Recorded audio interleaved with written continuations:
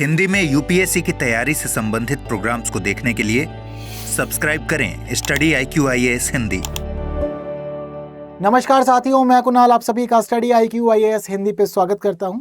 हम लोग आज बात करने वाले हैं हाल ही में संपन्न हुई शंघाई सहयोग संगठन के रक्षा मंत्रियों की बैठक के बारे में। अब देखिए दरअसल हुआ क्या, हाल ही में शंघाई सहयोग संगठन के रक्षा मंत्रियों की बैठक काफ़ी अच्छे से शुरू हुई, लेकिन अच्छे से शुरू होने के बाद हमने ये देखा कि ये अच्छे से संपन्न नहीं हुई, क्योंकि इस बैठक के अंत में हमें राजनाथ सिंह कुछ नाराज़ दिखे। और जिस समय जॉइंट स्टेटमेंट सिग्नेचर के लिए आया, उस समय जॉइंट सिग्नेचर को साइन करने के लिए राजनाथ सिंह ने पेन उठाया तो, लेकिन पेन को इस्तेमाल करते हुए साइन उन्होंने नहीं किए। यानी कि सीधे तौर पर राजनाथ सिंह ने कह दिया कि मैं इस जॉइंट स्टेटमेंट पर साइन नहीं करूँगा। अब ऐसा क्या हुआ कि जॉइंट स्टेटमेंट में साइन करने से साफ मना कर दिया राजनाथ सिंह ने, और चाइना के लिए एक खास नाराजगी भी जाहिर की। पूरे के पूरे मामले को अच्छे से जानते समझते सारे पहलुओं पे चर्चा करेंगे। तो हमारी जो न्यूज़ का टाइटल है उसका कहना है, Rajnath refuses to sign SCO draft statement significance explained in 3 points. तो देखिए इंपॉर्टेंट पहलू अपने आप में समझते हैं कि क्या क्या ऐसा हुआ जिसकी वजह से इन्होंने मना कर दिया सिग्नेचर करने के लिए।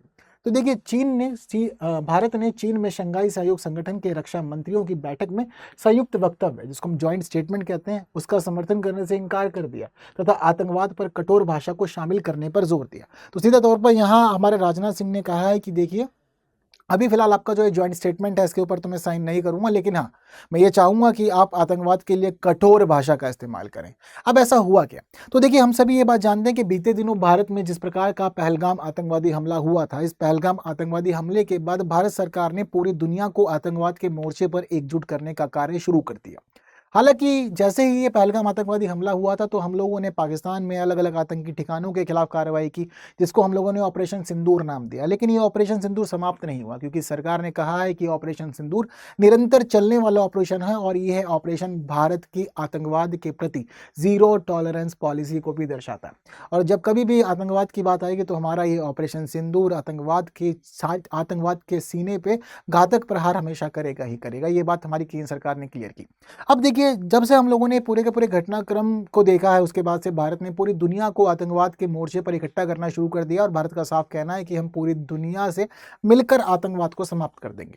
अब जहां कहीं भी कोई भी बात होती है, या हमारे प्रधानमंत्री जाते हैं या हमारे कोई और मंत्री जाते हैं, तो वो आतंकवाद के मुद्दे पर चर्चा जरूर करते हैं, क्योंकि भारत एक आतंकवाद का पीड़ित देश है, जबकि पाकिस्तान आतंकवाद का प्रायोजक देश है, पोषित देश है। अब ऐसी स्थिति में ज़रूरी है कि जो पीड़ित है वो अपनी बातों को उठाए, और उठाने के साथ साथ वो चाहे कि पूरे दुनिया का उसको समर्थन मिले, और दुनिया का समर्थन लेकर के वो इस जो ये समस्या है, बड़ी समस्या आतंकवाद की, इसके खिलाफ लड़ाई लड़े। अब देखिए दरअसल क्या हुआ कि जिस समय ये बैठक खत्म हुई, इस बैठक के अंदर हम लोगों ने एक प्रकार का चाइना का दोगलापन देखा। दोगलापन क्यों कहा जा रहा है, क्या है इसके पीछे की स्थिति? तो देखिए हम लोग चाहते हैं कि आतंकवाद के खिलाफ एक कठोर भाषा का इस्तेमाल की जाए। जिस आतंकवादी हमले की, यानी कि पहलगाम आतंकवादी हमले की जिस पूरी दुनिया बात कर रही है, अब दरअसल उस पर चाइना बात करना नहीं चाहता है, और उसने अपने जॉइंट स्टेटमेंट में भी उसको शामिल नहीं किया।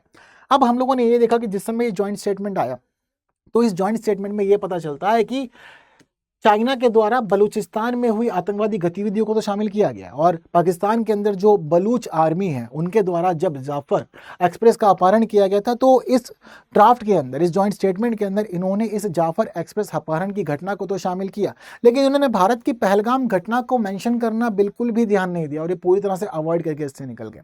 अब सोचने वाली बात यह है कि भारत और पाकिस्तान के अंदर ये दोनों ही जो गतिविधियां हो रही हैं, वो दोनों ही गतिविधियों में एक बड़ा अंतर है। अंतर इस प्रकार का कि भारत के ऊपर जो भी आतंकवादी हमले हो रहे हैं वो सारे के सारे सीमा पार से हो रहे हैं, और वो दूसरे देश के अंदर पनाह लिए बैठे हैं, वहाँ उनकी ट्रेनिंग होती है और भारत में आके हमले करके वापस चले जाते हैं, या फिर हमको एनकाउंटर भी करते हैं। लेकिन इसके अलावा जो पाकिस्तान की स्थिति एक प्रकार की बलूचिस्तान की स्वतंत्रता की है। बलूचिस्तान पाकिस्तान के अधीन रहना नहीं चाहता, वो अपने संसाधनों के लिए, अपनी स्वतंत्रता के लिए वो उससे अलग रहना चाहता है। तो वहाँ के जो लोगों की लड़ाई वो अपने अस्तित्व की लड़ाई है, अपनी स्वतंत्रता की लड़ाई है। लेकिन जो हमले भारत पे होते हैं वो किसी भी स्वतंत्रता से या किसी के अस्तित्व से जुड़े हुए नहीं है, बल्कि भारत को नकारात्मक प्रभावित करने के लिए पूरी तरह से वो कार्य किए जा रहे हैं।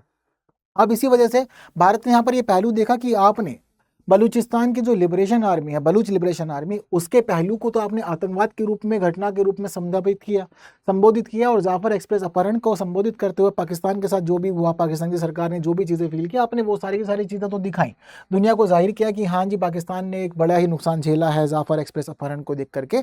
लेकिन क्या आपने पहलगाम आतंकवादी हमला नहीं देखा? पूरी दुनिया जिस आतंकवादी हमले की बात कर रही है, पूरी दुनिया की रूह को झंझोड़ के रख दिया था, और पूरे दुनिया ने भारत को समर्थन दिया था। कि आपको वो आतंकवादी हमला नहीं दिखा था? और क्या आप उसको अपनी जॉइंट स्टेटमेंट में शामिल नहीं कर सकते थे? अगर आप जॉइंट स्टेटमेंट में शामिल नहीं कर रहे हैं तो क्या आप ये दिखाना चाहते हैं कि आप पाकिस्तान को सेफ रखना चाहते हैं? क्यों? क्योंकि कभी भी अगर पाकिस्तान से जुड़े हुए आतंकवाद की बात होगी तो पाकिस्तान को तो क्रिटिसाइज किया जाएगा।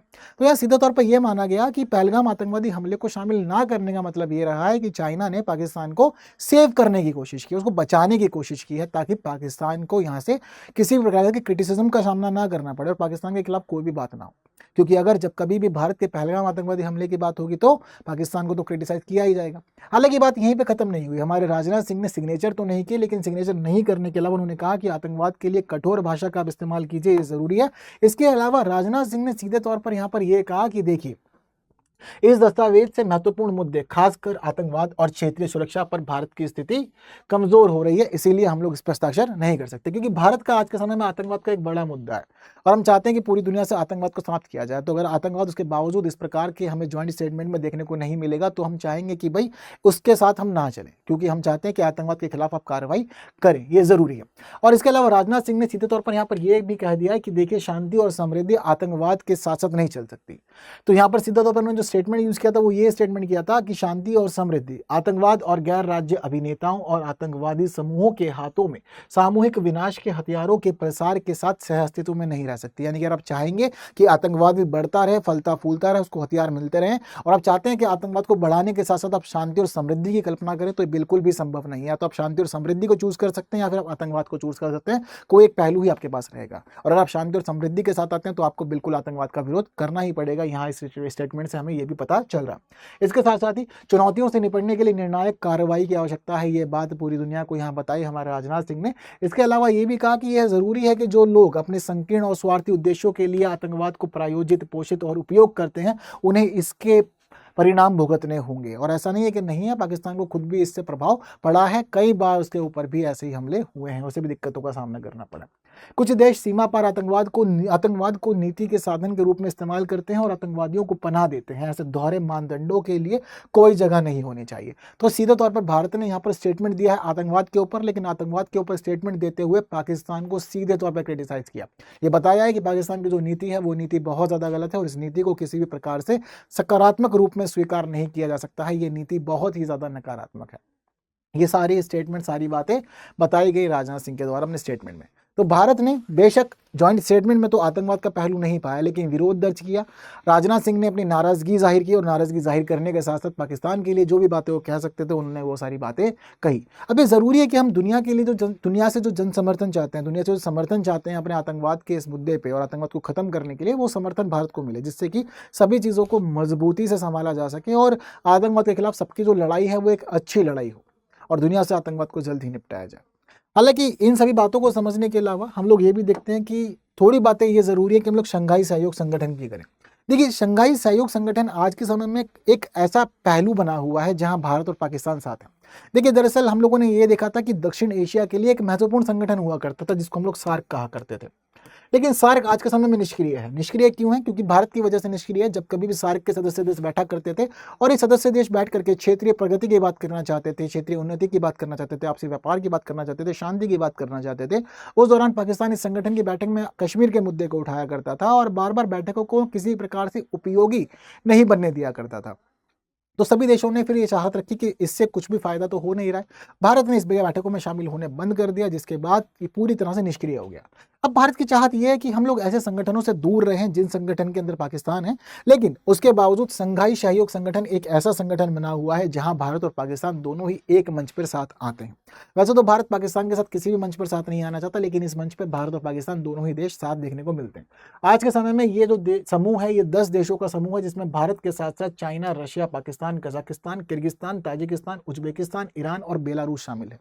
ये बात भी आप लोग ध्यान रखिएगा कि ईरान को इस संगठन के अंदर 2023 में शामिल किया गया था, जबकि बेलारूस को इसमें 2024 में शामिल किया गया था और ये नवीनतम सदस्य है इसका। हालांकि इस संगठन की जो जड़ें हैं वो जुड़ी हुई हैं 1996 से और शुरुआत इसकी शंघाई 5 के रूप में की गई थी।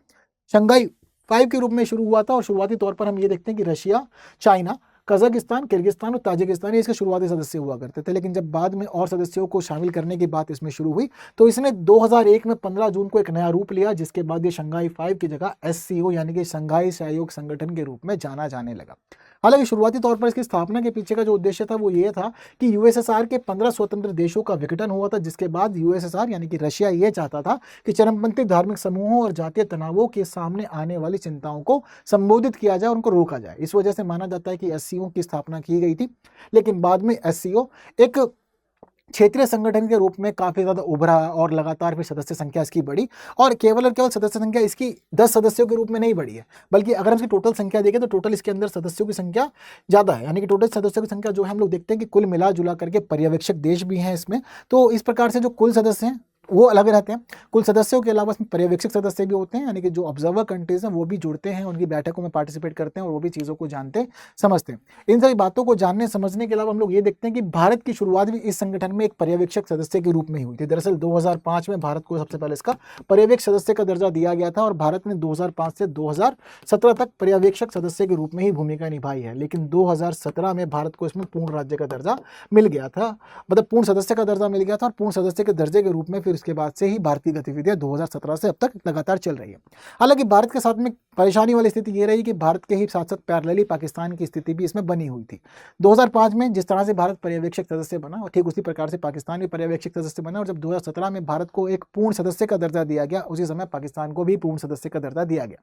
हालांकि पाकिस्तान को इस समूह में रखने के पीछे जो बड़ी चाहत थी वो बड़ी चाहत चाइना की थी, क्योंकि चाइना भारत को काउंटर करना चाहता था और उसको पता था कि भारत को कौन सा पक्ष परेशान कर सकता है। इसी वजह से, और हम देखते भी हैं कि चाइना और पाकिस्तान दोनों आपस में एक दूसरे के सहयोगी देश भी हैं, तो वो जो पहलू था वो पहलू हम लोग को एससीओ में भी देखने को मिलता है, और केवल एससीओ में देखने को नहीं मिलता। अभी हाल ही में जो शंघाई सहयोग संगठन के रक्षा मंत्रियों की बैठक हुई है, वहां भी ये देखने को मिला है कि चाइना ने जॉइंट स्टेटमेंट में पहलगाम आतंकवादी हमले को क्रिटिसाइज नहीं किया, जबकि किया जाना चाहिए था। ये जरूरी मुद्दा है।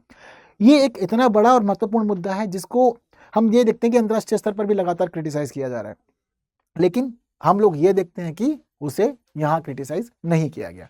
तो ये एक महत्वपूर्ण बिंदु है। हालांकि हम लोग ये भी देखते हैं कि बाकी और जो सदस्य देश हैं वो सारे के सारे भारत के लिए अच्छे देश हैं, जैसे कि रशिया। बट रशिया की जो स्थिति है ना वो लगातार इसमें आप देख रहे हैं कि कमजोर अवस्था में चल रही है। कब से? 2022 से।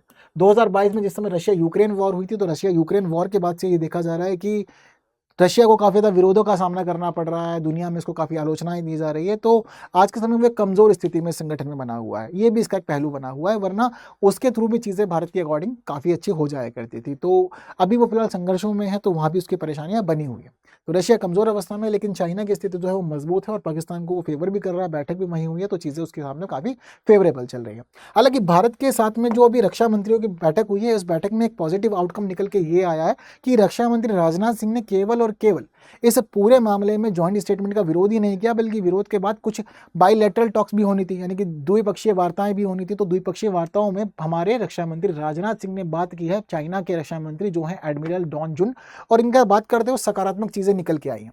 यानी कि राजनाथ सिंह ने बात की कि देखिए जी, आतंकवाद पे हमें समर्थन चाहिए, आप समर्थन दीजिए और साथ में खड़े रहिए, आतंकवाद के खिलाफ मिलकर लड़ाई लड़ते हैं। तो चाइना ने समर्थन दिया भारत को, भारत को कहा कि ठीक है, आपकी आतंकवाद के खिलाफ जो लड़ाई चल रही है हम उसमें आपका समर्थन देते हैं और आप लड़ाई जारी रखिए, हम पूरी तरह सपोर्ट में हैं और जल्दी आतंकवाद को दुनिया से खत्म किया जाएगा। इसके साथ ही दोनों देशों ने अपने सीमा विवाद को भी डिस्कस किया, कहा कि हम लोग ट्रूप्स को वापस करेंगे, शांति स्थापित करेंगे, जो जो चीजें रुकी हुई है दोनों देशों की उनको भी शुरू करेंगे, व्यापार को बढ़ाएंगे, आर्थिक संबंधों को अच्छा करेंगे, ये सारी बातें भी की। तो इन पे दोनों देशों की सहमति बनी और दोनों देशों ने माना कि सभी चीजों को आगे कंटिन्यू भी किया जाएगा। हालांकि ये अभी केवल एससीओ के रक्षा मंत्रियों की बैठक थी, तो अभी इस वर्ष के अंत में एससीओ के अध्यक्षों की बैठक भी होगी, यानी कि जो देशों के प्रमुख हैं वो सभी जाएंगे और उस समय प्रधानमंत्री नरेंद्र मोदी जिनपिंग से बातचीत भी करेंगे। उस समय हो सकता है कि पुतिन भी आए तो पुतिन से भी बातचीत हो। तो ये प्रमुखों की बैठक भी होगी। प्रमुखों की बैठक में देखा जाएगा कि कुछ अच्छा और पॉजिटिव आउटकम निकल के आए और सभी मिलजुल करके वैश्विक शांति, वैश्विक सुरक्षा और अपने क्षेत्रीय हितों को भी पूरा करें। ये सारी चीजें भी जरूरी है। हालांकि इन बातों को समझने के बाद मुझे लगता है कि आप इस क्वेश्चन का आंसर मुझे अच्छे से दे सकते हैं। तो इस क्वेश्चन का आंसर भी दीजिए कि शंघाई सहयोग संगठन के संदर्भ में निम्नलिखित तो विचार करना है कि भारत 2015 में इसका पर्यवेक्षक देश बना। जनसंख्या के आधार पर यह समूह दुनिया का सबसे बड़ा क्षेत्रीय समूह है और इसका नवीनतम सदस्य बेलारूस है। हालांकि इस प्रश्न का उत्तर आप लोग को देना है कमेंट में, और इस प्रश्न के उत्तर को कमेंट करने के साथ ही आप मुझे ये बताइए कि रक्षा मंत्री राजनाथ सिंह ने सिग्नेचर नहीं किए जॉइंट स्टेटमेंट पे, तो क्या ये ठीक था? और इसके साथ आप मुझे ये बताइए कि हम लोगों ने चाइना से इस तरह से बातें की है, चाइना ने हमें कहा है कि समर्थन देंगे, तो आपको क्या लगता है, क्या चाइना पाकिस्तान के खिलाफ कार्रवाई कर सकता है आतंकवाद के मामले में, या भारत को पूरा समर्थन देगा? इस पहलू पर आपका क्या विचार है ये आप मुझे कमेंट करके जरूर से बताइएगा। तो इसके अलावा आप लोग के लिए एक इन्फॉर्मेशन ये है कि स्टडी IQ में चल रही है इस समय मानसून सेल। देखिए मानसून सेल इस समय बहुत ही ज़्यादा इंपॉर्टेंट है क्योंकि यहाँ पर आपको सभी बैचेस पे एक बड़ा डिस्काउंट मिल रहा है। इसके अलावा दूसरी खास बात ये है कि हमारा जो P2I फाउंडेशन बैच प्रतिज्ञा है, ये प्रतिज्ञा बैच उन लोगों के लिए बहुत खास है जो 2026 की तैयारी कर रहे हैं। तो 2026 की तैयारी करने वाले लोगों के लिए जब ये बैच बहुत ज़्यादा खास है तो समझिए कि यहाँ केवल तैयारी ही नहीं होती बल्कि आप लोगों को सिलेक्शन भी दिलाया जाता है। तो अब दरअसल ये जो बैच है इसमें आपको 1000 से अधिक घंटे की कक्षाएं मिलती हैं, 1-to-1 मेंटरशिप भी मिलती है, टेस्ट सीरीज भी मिलती है, आप लोग को प्रिंटेड हैंड रिटन नोट्स भी मिलते हैं, आपके बुक्स घर तक पहुंचाई जाती है और प्रीलिम्स और मेंस के लिए यहाँ पर रेजिडेंशियल प्रोग्राम भी शामिल है। जब आप लोग इस बैच में एनरोल रहते हैं तो मंथली टॉप परफॉर्मर जो होता है टेस्ट में उसको 11,000 का प्राइस दिया जाता है और अगर आप लोग प्रीलिम्स क्लियर करते हैं तो प्रीलिम्स के बाद आपकी पूरी फीस रिफंड भी कर दी जाती है। फीस रिफंड का ऑप्शन भी यहाँ पर रहता है। तो वैसे तो आसान रिफंड रहता है बिना किसी सवाल के जो आपको मिल जाता है, लेकिन इसके अलावा ये बात भी है कि अगर आप प्रीलिम्स क्लियर करेंगे तो आपकी पूरी फीस रिफंड की जाती है। एक प्रकार से हम लोग आपको अप्रिशिएट करते हैं कि आपने प्रीलिम्स को क्लियर किया है। तो यहाँ जो बेस्ट डिस्काउंट आपको मिलेगा वो बेस्ट डिस्काउंट मिलेगा KL Live कोड यूज़ करके। ये समझिए कि KL Live कोड अगर आप यूज़ करते हैं तो इससे आपको स्टडी IQ के सभी कोर्सेज पर बेस्ट डिस्काउंट मिलेगा और आपकी तैयारी इससे और ज़्यादा अच्छी भी हो जाएगी। मेरे साथ कहाँ जुड़ना है तो आप लोग मेरे साथ जुड़ सकते हैं इन सभी प्लेटफॉर्म पे, टेलीग्राम पे, इंस्टाग्राम पे, फेसबुक पे और एक्स पे। और इसके अलावा आप लोग जुड़ सकते हैं हमारे टेलीग्राम चैनल से जहां हम लोग फाइल्स भी शेयर करते हैं, क्वेश्चन भी शेयर करते हैं, अपना डिस्कशन भी करते हैं। तो बस आज के लिए इतना ही। ये सेशन इन्फॉर्मेटिव है, सेशन बाकी लोगों तक शेयर ज़रूर करना है। जिन्होंने लाइक नहीं किया लाइक कीजिएगा, अपने व्यूज़ मुझे कॉमेंट बॉक्स में ज़रूर बता के जाने। और इसके साथ ही जो मॉनसून सेल चल रही है इस मॉनसून सेल का आप लाभ उठा सकते हैं अपनी तैयारी को और अच्छा बनाने के लिए। तो बस आज के लिए इतना ही, फिलहाल दीजिए मुझे विदा। थैंक यू सो मच, जय हिंद। हिंदी में UPSC की तैयारी से संबंधित प्रोग्राम्स को देखने के लिए सब्सक्राइब करें स्टडी IQ IAS हिंदी।